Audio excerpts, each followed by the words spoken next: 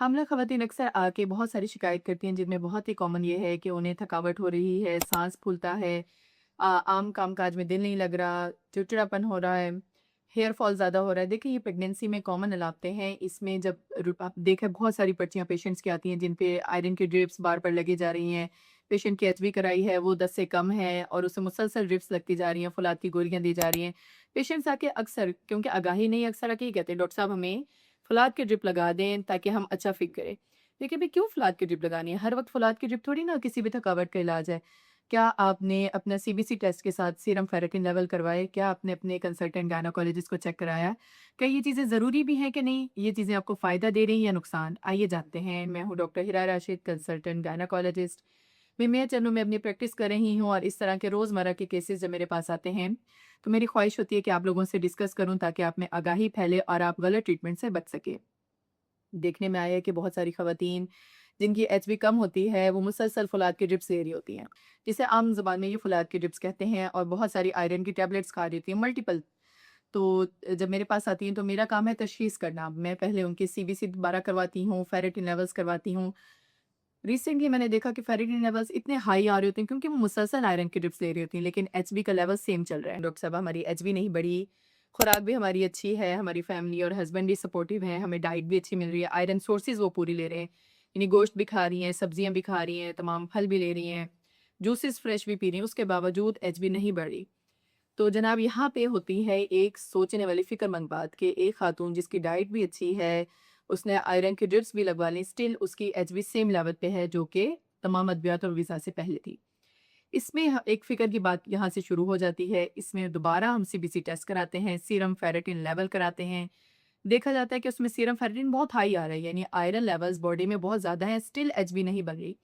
तो तशख़ीस जाती है कुछ ऐसी बीमारियों, जिन्याती बीमारियों की तरफ जो आयरन से जिनका ताल्लुक नहीं है।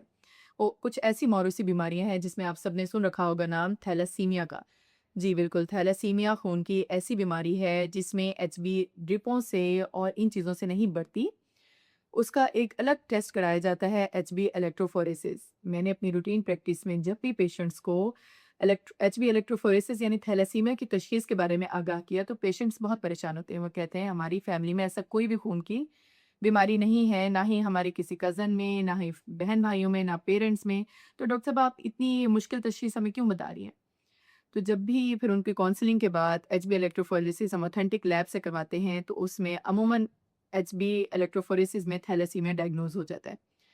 अब वो खुशकिस्मती ये होती है कि वो थैलेसीमिया ट्राइट होती है, यानी कम दर्जे का थैलेसीमिया। एक होता है मेजर, एक होता है माइनर। तो उनमें वो माइनर होता है, उनमें अमूमन ख़वातीन की अलामतें प्रेगनेंसी में ज़ाहिर होती हैं। इसी तरीके से हमारे पास प्रेज़ेंट करती हैं कि बार-बार आयरन की ड्रिप्स लगवाईं, एचबी बढ़ी नहीं, तो डायग्नोसिस जैसे अगर मेरे पास आ गईं, कंसल्टेंट के पास किसी अपने इर्द-गिर्द चली गईं, उन्होंने डायग्नोज़ कर दिया थैलेसीमिया। इन ख़वातीन में आयरन की बिल्कुल भी ज़रूरत नहीं होती। इन ख़वातीन में अगर उनकी कज़न मैरिज है तो हम फ़ौरन कहते हैं कि अपने पार्टनर की थैलेसीमिया स्क्रीनिंग कराएँ। फिर इस पे भी लोग नहीं समझते। तो बताने का मकसद आज के वीडियो सेशन में ये है कि अगर आपकी एचबी नहीं बढ़ी तो अपने कंसल्टेंट से राब्ता करें ताकि वो आपकी तशख़ीस करें, और ख़ावंद का टेस्ट भी ज़रूरी है अगर वो आपके फर्स्ट रिलेटिव में है।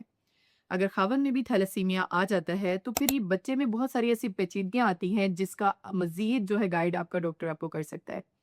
और साथ-साथ जिस फैमिली में थैलेसीमिया ट्राइड एक बंदे में डायग्नोज़ हो जाए, उसकी पूरी फैमिली को थैलेसीमिया स्क्रीनिंग, यानी सबको थैलेसीमिया का टेस्ट करवाना चाहिए।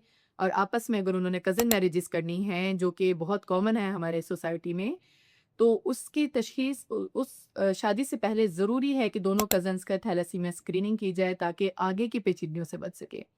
ये तमाम मसाइल वो ख़वातीन, वो फैमिली ज़्यादा अच्छा समझ सकती हैं जो इनको भुगत रहे हैं। ये आपकी सोच से भी बढ़ के मसाइल हैं कि थैलेसीमिया अगर मेजर बच्चे में आ जाए, या तो वो बच्चा पेट में फ़ौत हो जाता है या पैदाइश के बाद वो इतनी मिज़रेबल ज़िंदगी गुज़ारता है कि उसे बार-बार खून लगता है, उसको जिगर उसका बढ़ गया, उसकी तिल्ली सूज गई, वो हॉस्पिटलाइज़ है, मतलब पूरी फैमिली पे स्ट्रेस बढ़ जाता है। तो क्यों हम इतने एक स्ट्रेस को पालने से पहले एक स्क्रीनिंग क्यों नहीं करवा लेते, जो कि ज़रूरी है। और बाहर के तमाम ममालिक में जहाँ पे ये बीमारियाँ हैं, वहाँ पे पहले स्क्रीनिंग की जाती है पार्टनर्स की, फिर मैरिजेस की जाती हैं।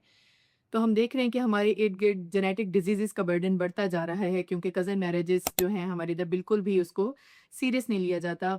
बिल्कुल, मेरी बात बहुत सारे लोगों को बुरी भी लगेगी क्योंकि बहुत सारे रिश्ते जुड़े हुए हैं। لیکن ان میں ضروری ہے کہ کم از کم آپ اسکریننگ کرا لیں تاکہ آگے کا لاہ عمل آپ کو پتہ ہو اور آگے سے آپ بہت ساری تکالیف اور مسائل سے بچ سکیں۔